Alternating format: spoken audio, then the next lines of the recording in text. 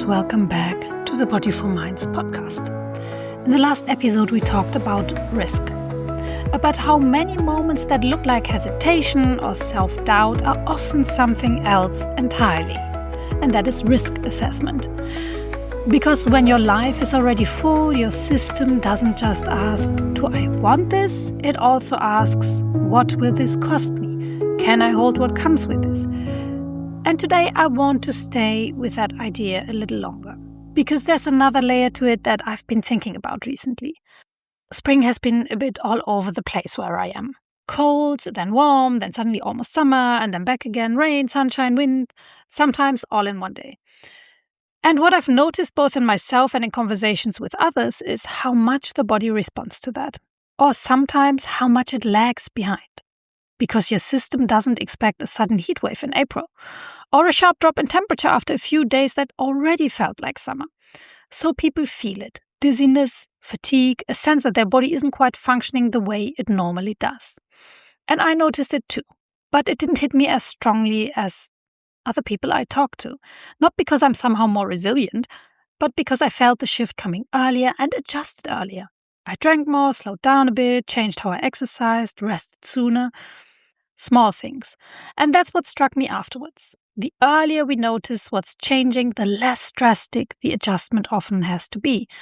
But when we miss the earlier signals, our systems usually compensate later and often much more loudly. And honestly, I think this is true for much more than weather changes, because so much of motherhood and life more generally is actually about anticipating, adjusting, and trying to prevent things from falling apart later. Which means that parenting is in many ways a form of risk management. But here's the part I want to talk about today. What happens when you slowly stop including yourself in those calculations? Because when you think about it, so much of what mothers do all day long involves anticipating, adjusting, deciding, preventing. You are constantly weighing what needs to happen next, what might become a problem, what do I need to do now so things don't fall apart later, at home, at work, in between. You calculate the risk of taking the new job that sounds exciting but comes with uncertainty, bringing the wrong snack or no snack at all, saying yes to a later playdate or protecting sleep, and so on. It's a constant, quiet scanning. And it's not a flaw. It's a skill. The problem isn't that you're doing this. The problem is what happens when this runs without you. Because over time, something subtle shifts. Decisions stop being about what feels right for me. What do I need here? And start being about what works, what's reasonable, what keeps things stable. And again, that's not wrong. It's adaptive. But slowly, almost without noticing, you drop out of the decision. You're still capable, still responsible, still making things work. You're just not fully included anymore. But let's make that a bit more concrete. Let's take something simple like a later playdate. It means bedtime gets pushed. Maybe your child handles it well. Maybe the next day is still manageable. So you calculate, will this disrupt things too much? Can we handle tomorrow? Does this still work? And if the answer is yes, you go ahead. But very often there's another layer in that moment, because saying no doesn't just mean no playdate. It might mean an upset child, negotiating, explaining, holding boundaries when you're already tired, maybe even a full meltdown. And the friction is immediate. It's visible. It's happening right there in front of you. Whereas the consequence of less sleep, that's later. Quieter, more private, something you will carry, but not necessarily something anyone else sees. So of course your system starts weighing that too. Not consciously, not as a formal decision, but something like, do I have the capacity to handle this right now? Or do I push the friction into tomorrow and hope it's easier then?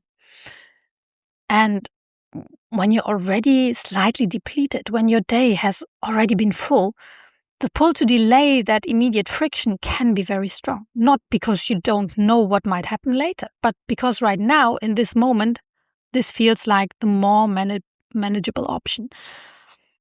And then the decision gets made. And again, not wrong. It works. But what often isn't included in that moment is, what does this mean for me tomorrow? How will this land in my body? What will it cost me to absorb that later? And the reason this often isn't part of the equation isn't because you're doing something wrong. It's because your focus is outward. Things need to work. Emotions need to be held. The moment needs to be managed. So of course you calculate. Of course you make it work. And this doesn't just show up in obvious places like sleep. It shows up in much more subtle decisions too. For example, at work. A project comes up, an opportunity, something that on paper makes sense. It's interesting. It might move things forward. It's something you would have said yes to before without hesitation. So again, you calculate. Do I have the time? Can I organize everything around it? Will this fit into the week or the month, depending on what kind of project it is? And if it technically fits, the answer often becomes, okay, I'll make it work. But again, what's missing isn't the logic. It's the question, what does this cost me right now, or in a week, or in a month even? Not in hours, but in capacity. Because when there's already very little margin, when you're already carrying a lot, even if everything looks fine from the outside, then adding something, even something good, changes how everything feels. And often because the impact isn't immediate, it's easy to underestimate it. You think, it's only one more thing. It'll calm down again afterwards, or I can handle this for a little while. And maybe you can. But if your system has already been compensating for a long time, if you've already been overriding smaller signals for weeks or months or years and decades even, then what looks manageable on paper can quietly become too much in reality. And this is where things start to feel heavier than they should. Not because your decisions are wrong, like I said, but because they're incomplete. And I want to be very clear here. You are already very good at managing risk. That's not the issue. The issue is that over time, you've had to get so good at keeping everything going that you've quietly dropped out of the equation. Not on purpose, not because you don't care, but because there simply hasn't been the space to include yourself in a different way. And this is also why thinking harder doesn't solve this. Because when something bigger comes up, a decision about work, direction, or change, it lands on top of everything else you're already holding. And the natural reaction is more thinking, more weighing, more researching. But clarity doesn't come from adding more input alone, because the missing piece isn't just more information. It's access. Access to yourself in the moment the decision is being made.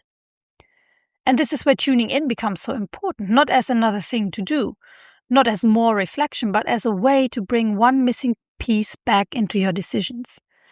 Because your body often registers these shifts much earlier than your mind does, before something feels like too much, before the irritation shows up, before the exhaustion really hits. There are already signals, small ones, a slight tension, a sense of resistance, a drop in energy. Nothing dramatic, but information. And often those signals appear long before your mind is ready to admit that something isn't sustainable. Because your mind is still trying to make things work, still calculating, still adapting, still telling yourself, it's fine, it's manageable, it's just a busy phase, while your body is already compensating. And when you start noticing those signals, even briefly a couple of times a day, your decisions don't become harder. They become more complete. And you can be clearer on something to say no to, so that you have the capacity to say yes to something else. Because you're no longer just managing what works on paper. You're including what actually works for you. And that doesn't mean everything suddenly becomes easy or even possible, but it does mean that things don't quietly build up in the same way.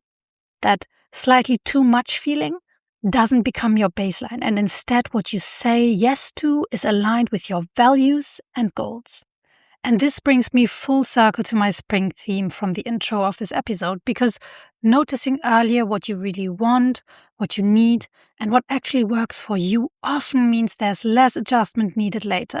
Less risk of not being able to hold whatever is on your plate at any given moment, and even if it is, you are more likely to also notice that earlier and pivot and make changes rather than picking up the pieces later. There are many external factors that we cannot control in our lives, and life with kids is even more unpredictable. But what we can control is how we show up within these parameters and how we still make this life our own, instead of constantly comparing it to the life we imagined before kids or the one we see on social media. As always, thank you for being here. Please share the episode with a fellow mama who might need the reminder. And don't forget to subscribe to the show or even leave a review. It means the world to me. Until next time, more you, less noise.